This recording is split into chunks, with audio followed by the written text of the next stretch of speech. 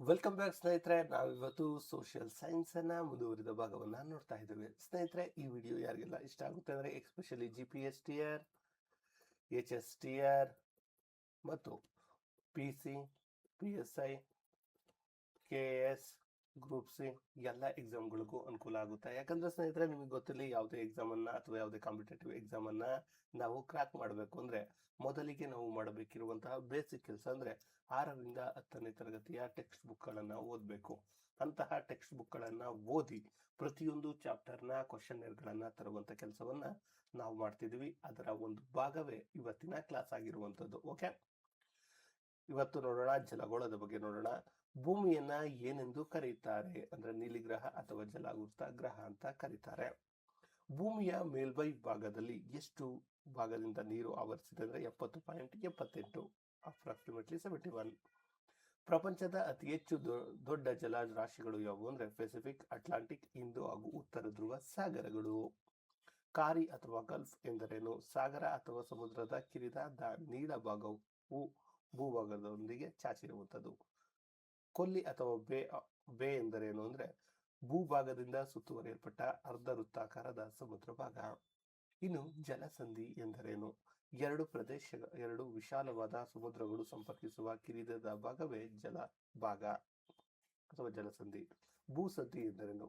ಎರಡು ದೊಡ್ಡ ರಾಶಿಗಳನ್ನ ಸಂಪರ್ಕಿಸುವ ಕಿರಿದಾದ ಭೂಭಾಗ. ಖಂಡಾವರಣ ಪ್ರದೇಶ ಸರಾಸರಿ ಆಳ ಅಂದ್ರೆ 100 ಫ್ಯಾದಮ್ಗಳು. ಹಾಗಾದ್ರೆ 1 ಫ್ಯಾದಮ್ ಎಷ್ಟು ಅಂದ್ರೆ 6 ಅಡಿ ಅಥವಾ 1.8 ಮೀಟರ್. ಸಾಗರದ ಕಂದರಗಳು ಯಾವ ವಲಯದಲ್ಲಿ ಕಂಡುಬರುತ್ತೆ? ಖಂಡಾವರಣ ಇಳಿಜಾರಿನಲ್ಲಿ ಕಂಡುಬರುವಂತದ್ದು. ಸಾಗರಗಳ ಭೂಸ್ವರೂಪ ವಿಭಾಗಗಳಲ್ಲಿ ಅತಿ ವಿಸ್ತಾರವಾದುದು ಯಾವುದು ಅಂದ್ರೆ ಆಳ ಸಾಗರದ ಮೈದಾನ. ನಿಮಗೆ ಗೊತ್ತಿರಲಿ. ಪ್ರಪಂಚದಲ್ಲಿಯೇ ಅತಿ ಆಳವಾಗಿರುವ ಸ್ಥಳ ಯಾವುದು ಅಂದ್ರೆ ಚಾಲೆಂಜರ್ ತಗ್ಗು. ಅದು 10,929 ಮೀಟರ್ ಆಳವನ್ನ ಹೊಂದಿರುವಂಥದ್ದು. ಸಾಗರದ ನೀರಿನ ಸರಾಸರಿ ಲವಣತೆ ಅಂದ್ರೆ 1035 PPT. ಪ್ರಪಂಚದಲ್ಲಿ ಅತಿ ಹೆಚ್ಚು ಲವಣತೆಯನ್ನು ಹೊಂದಿರುವ ಸರೋವರ ಯಾವುದು ಅಂದ್ರೆ ವ್ಯಾನ್ ಸರೋವರ. ಎಲ್ಲಿದೆ? ಟರ್ಕಿಯಲ್ಲಿ. ವ್ಯಾನ್ ಸರೋವರದ ಲವಣತೆ 330,000 PPT. ಸಾಗರದ ಪ್ರಮುಖ ಚಲನೆಗಳು ಯಾವುವು? ಅಲೆಗಳು, ಪ್ರವಾಹಗಳು, ಉಬ್ಬರವಿಳಿತಗಳು. ಉಷ್ಣ ಸಾಗರ ಪ್ರವಾಹಗಳು ಎಲ್ಲಿಂದ ಹರಿದು ಬರುತ್ತವೆ ಅಂದ್ರೆ ಸಮಾಜ ವೃತ್ತ ಪ್ರದೇಶಗಳಿಂದ ಉಪಧ್ರುವೀಯ ಪ್ರದೇಶಗಳ ಕಡೆಗೆ. ಶೀತ ಸಾಗರ ಪ್ರವಾಹಗಳು ಎಲ್ಲಿಂದ ಹರಿಯುತ್ತವೆ? ಶೀತ ಧ್ರುವ ಪ್ರದೇಶಗಳು ಧ್ರುವ ಪ್ರದೇಶದಿಂದ. ಶೀತ ಸಾಗರ ಪ್ರವಾಹಗಳು ಧ್ರುವ ಪ್ರದೇಶದಿಂದ ಸಮಾಜಕ ವೃತ್ತದ ಕಡೆಗೆ. ಕುರೋಶಿವೋ ಪ್ರವಾಹವು ಯಾವ ಸಾಗರದ ಪ್ರವಾಹವಾಗಿದೆ? ಉತ್ತರ ಪೆಸಿಫಿಕ್. ಲ್ಯಾಬ್ರಡಾರ್ ಪ್ರವಾಹವು ಯಾವ ಸಾಗರದ ಪ್ರವಾಹವಾಗಿದೆ? ಉತ್ತರ ಅಂಟಾರ್ಟಿಕ್ ಸಾಗರ. ಜಪಾನ್ ಬಳಿಯ ಹೊಕ್ಕೈಡೋ ಮೀನುಗಾರಿಕಾ ಪ್ರದೇಶದಲ್ಲಿ ಸಂಧಿಸುವ ಪ್ರವಾಹಗಳು ಯಾವುವು ಅಂದ್ರೆ ಕುರೋಶಿವ ಉಷ್ಣ ಪ್ರವಾಹ, ಕುರೋಶಿವ ಶೀತ ಪ್ರವಾಹ. ಸ್ನೇಹಿತರೆ, ಇದನ್ನೇ ಪ್ರಶ್ನೆಯಾಗಿ ಮಾಡ್ತಾರೆ. ಕುರೋಶಿವ ಒಂದು ಯಾವ ವಿಧದ ಪ್ರವಾಹ ಅಂತ ಕೇಳ್ತಾರೆ? ಉಷ್ಣ ಪ್ರವಾಹ. ಓಶಿಯೋ ಯಾವ ಪ್ರವಾಹ ಅಂದ್ರೆ ಶೀತ. ಓಶಿಯೋ ಒಳ್ಳೆಯದು, ಶೀತ ಪ್ರವಾಹ ಅನ್ನ ಹೇಳೋಣ. ಇನ್ನು ಗ್ರ್ಯಾಂಡ್ ಬ್ಯಾಂಕ್ ಮೀನುಗಾರಿಕೆ ಪ್ರದೇಶ ಎಲ್ಲಿದೆ ಅಂದ್ರೆ ಕೆನಡಾದ ನ್ಯೂ ಫೌಂಡ್ಲ್ಯಾಂಡ್ ನಲ್ಲಿ.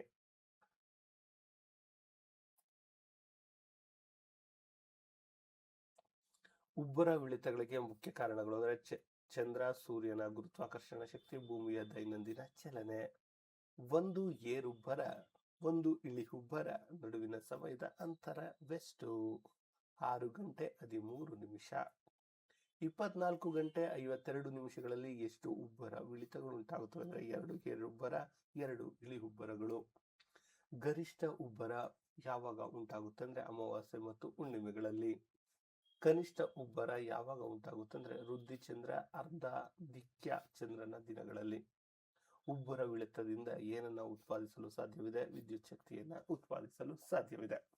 ಇನ್ನು ಸ್ನೇಹಿತರೆ, ನಿಮಗೆ ಗೊತ್ತಿರಲಿ, ನಾನು ಈಗ ಕ್ಲಾಸ್ ಮಾಡ್ತಿರುವಂತಹ PDF ನಿಮಗೆ ಅವೈಲಬಲ್ ಇದೆ. ಇದು ಬೇಕಾದ್ರೆ ಸ್ನೇಹಿತರೆ ಇದನ್ನು ಪಡೆಯೋದು ಹೇಗೆ ಅಂದ್ರೆ 99 45 00 5138ಕ್ಕೆ ನೀವು ಗೂಗಲ್ ಪೇ ಅಥವಾ ಫೋನ್ ಪೇ ಮೂಲಕ 149 ರುಪೀಸ್ ಅನ್ನ ಪೇ ಮಾಡಿ ಪಡೆದುಕೊಳ್ಬಹುದು.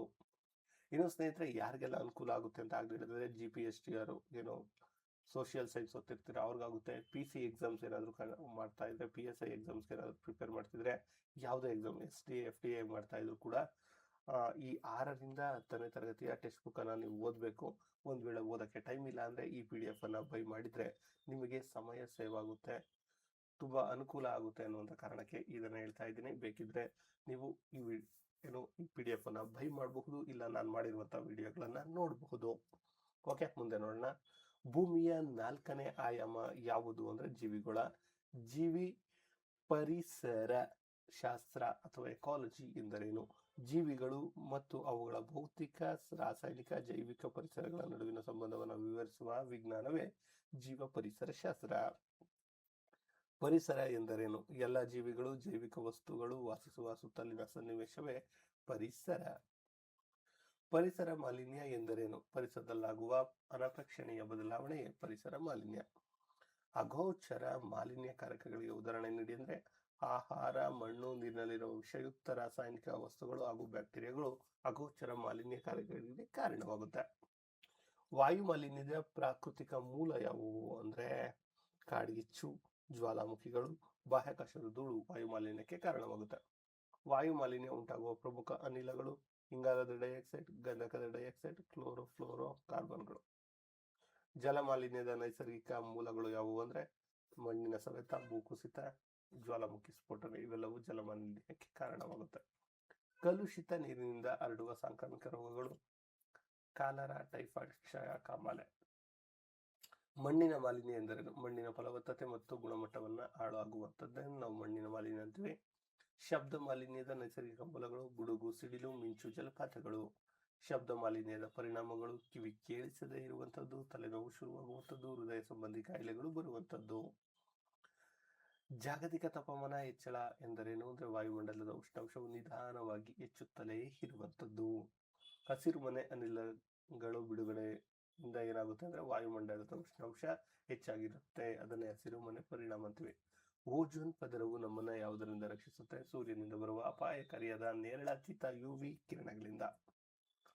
ಓಜೋನ್ ಪದರದ ಕ್ಷೀಣತೆಗೆ ಕಾರಣ ಪ್ರಮುಖ ಅನಿಲ ಯಾವುದು ಅಂದರೆ ಫ್ಲೋರೋಕಾರ್ಬನ್, CFC. ಓಜೋನ್ ಪದರದಲ್ಲಿ ರಂಧ್ರ ಎಲ್ಲಿ ಕಂಡುಬರುತ್ತದೆ? ಅಂಟಾರ್ಕ್ಟಿಕಾದ ವಾಯುಮಂಡಲದಲ್ಲಿ ಕಂಡುಬರುತ್ತೆ. ಆಮ್ಲ ಮಳೆ ಎಂದರೇನು? ಮಳೆಯ ನೀರಿನಲ್ಲಿ ಸಲ್ಫ್ಯೂರಿಕ್ ಆಮ್ಲ, ಇಂಗಾಲದ ಮೊನಾಕ್ಸೈಡ್ ಹೆಚ್ಚಾಗಿರುವುದನ್ನು ಆಮ್ಲ ಮಳೆ ಅಂತೀವಿ. ಇದು ಮೋಸ್ಟ್ ಡೇಂಜರಸ್. ಆಮ್ಲ ಮಳೆಯನ್ನ ಏನೆಂದು ಕರೀತಾರೆ? ಲೇಕ್ ಕಿಲ್ಲರ್ ಅಂತ ಕರೀತಾರೆ. ಕಪ್ಪು ತ್ರಿಕೋನ ಇದು ಯಾವುದನ್ನು ಕರೆಯಬಹುತ್ತಾರೆ? ಅತಿ ಹೆಚ್ಚು ಆಮ್ಲ ಮಳೆಗೆ ತುತ್ತಾಗುವ ಪೋಲೆಂಡ್, ಚೆಕ್ ಗಣರಾಜ್ಯ, ಆಗ್ನೇಯ ಜರ್ಮನಿ. ಯಾವುದಾದ್ರು? ಪೋಲೆಂಡ್, ಚೆಕ್ ಗಣರಾಜ್ಯ, ಆಗ್ನೇಯ ಜರ್ಮನಿ. ಕಪ್ಪು ತ್ರಿಕೋನ. ಜೀವ ವೈವಿಧ್ಯತೆ ಎಂದರೆ ಒಂದು ಭೂಭಾಗದಲ್ಲಿ ಕಂಡುಬರುವ ಎಲ್ಲ ಬಗೆಯ ಸಸ್ಯಗಳು ಮತ್ತು ಪ್ರಾಣಿಗಳ ಪ್ರಭೇದಗಳು. ಸೌರವ್ಯೂಹದಲ್ಲಿ ಜೀವಿಗಳನ್ನೊಳಗೊಂಡ ಏಕೈಕ ಗ್ರಹ ಯಾವುದು ಅಂದರೆ ಭೂಮಿ. ಓಜೋನ್ ಪದರವು ವಾಯುಮಂಡಲ ಯಾವ ವಲಯದಲ್ಲಿದೆ ಅಂದರೆ ಸಮೋಷ್ಣ ವಲಯದಲ್ಲಿದೆ. ಆಮ್ಲ ಮಳೆಯು ಯಾವ ಆಮ್ಲವನ್ನು ಹೆಚ್ಚಾಗಿ ಹೊಂದಿರುತ್ತೆ? ಸಲ್ಫ್ಯೂರಿಕ್ ಆಮ್ಲ. ಜೀವ ವೈವಿಧ್ಯತೆ ಸಂರಕ್ಷಣೆಯ ಮುಖ್ಯ ವಿಧಾನವೆಂದರೆ ಉತ್ತಮ ಪರಿಸರದ ಹಿನ್ನೆಲೆಯನ್ನು ದೊರಕಿಸಿಕೊಡುವಂಥದ್ದು. ಭೂಮಿಯನ್ನು ರಕ್ಷಿಸಲು ಜನರಿಗೆ ಏನು ಮಾಡಬೇಕು ಅಂದರೆ ಪರಿಸರದ ಬಗ್ಗೆ ಅರಿವು ಶಿಕ್ಷಣವನ್ನು ನೀಡಬೇಕು. ಅರಿವು ಶಿಕ್ಷಣವನ್ನು ನೀಡೋದಷ್ಟೇ ಅಲ್ಲ, ನಾವುಗಳು ಕೂಡ ಅದರ ಭಾಗವಾಗಿ ಪಾರ್ಟಿಸಿಪೇಟ್ ಮಾಡಬೇಕು. ಇನ್ನು ಸ್ನೇಹಿತರೆ, ಈ PDF ಬಗ್ಗೆ ಹೇಳ್ತೀನಿ. ಯಾಕಂದರೆ ಸ್ನೇಹಿತರೆ, ಈ PDF ಸೋಷಿಯಲ್ ಸೈನ್ಸ್ PDF ಆಗಿದ್ದು 6ರಿಂದ 10ನೇ ತರಗತಿಯ ಕಂಪ್ಲೀಟ್ ವಿಷಯವನ್ನು ಒಳಗೊಂಡಿದ್ದು 470 ಪುಟಗಳಿಗೂ ಹೆಚ್ಚು ಇದ್ದು 3000ಕ್ಕೂ ಹೆಚ್ಚು ಪ್ರಶ್ನೆಗಳು ಇರುವಂಥದ್ದು. ಇನ್ನೊಂದು ವಿಚಾರವನ್ನು ಈ ಸೈಡಲ್ಲಿ ಬರ್ತಾ ಇದ್ದೀನಿ. ನಮ್ಮ ಬಳಿ PDF ಕೇವಲ ಅಷ್ಟು ಮಾತ್ರ ಇಲ್ಲ. PDF ಎಷ್ಟು 6 to 10 ಸೋಷಿಯಲ್ ಸೈನ್ಸ್ ಅಷ್ಟೇ ಅಲ್ಲ, ಇಲ್ಲಿ 7 to 10 ವಿಜ್ಞಾನ ಕೂಡ ಇದೆ. ನಿಮಗೆ ಬೇಕು ಅಂದರೆ ಕಂಪ್ಯೂಟರ್ ಕೂಡ ಲಭ್ಯವಿದೆ. ಇನ್ನು ಕನ್ನಡ ಕೂಡ ಇದೆ, ಮನೋವಿಜ್ಞಾನ ಇದೆ. ಇನ್ನು PhD ಏನಾದರೂ ಓದ್ತಾ ಇದ್ರೆ EVS ಪರಿಸರ ಅಧ್ಯಯನ ಕೂಡ ಇದೆ. ಎಲ್ಲದಕ್ಕೂ 149 ರೂಪೀಸನ್ನು ಫಿಕ್ಸ್ ಮಾಡಲಾಗಿದೆ. ಸ್ನೇಹಿತರೆ, ನೀವು ಹೇಗಪ್ಪ ಇದನ್ನು ಪಡ್ಕೊಳ್ಳೋದು ಅಂದರೆ 9945005138ಗೆ ಗೂಗಲ್ ಪೇ ಅಥವಾ ಫೋನ್ ಪೇ ಮೂಲಕ ನೀವು ಪೇ ಮಾಡಿ ಇದು PDF ಅನ್ನ ಪಡೆದುಕೊಳ್ಬಹುದು ಅಂತ ಹೇಳ್ತಾ ಈ ವಿಡಿಯೋನ ಇಲ್ಲಿಗೆ ಎಂಡ್ ಮಾಡ್ತೀನಿ. ಈ ವಿಡಿಯೋ ಏನಾದರೂ ಇಷ್ಟ ಆಯಿತು ಅಂದರೆ ತಪ್ಪದೆ ಒಂದು ಲೈಕ್ ಮಾಡಿ. ಹಾಗೆ ಯಾರಾದರೂ GPS TR PSTR ಇತರ ಎಕ್ಸಾಮ್ಸ್ಗಳಿಗೆ ಓದ್ತಾ ಇದ್ರೆ ಅವರಿಗೆ ಈ ಚಾನಲನ್ನು ಅಥವಾ ಈ ಯೂಟ್ಯೂಬ್ ಪೇಜನ್ನು ತಪ್ಪದೆ ಅವರಿಗೆ ರೆಫರ್ ಮಾಡಿ ಅಂತ ಹೇಳ್ತಾ ಈ ವಿಡಿಯೋನ ಇಲ್ಲಿಗೆ ಎಂಡ್ ಮಾಡ್ತಿದ್ದೇನೆ. ಧನ್ಯವಾದಗಳು. ಕರ್ನಾಟಕ.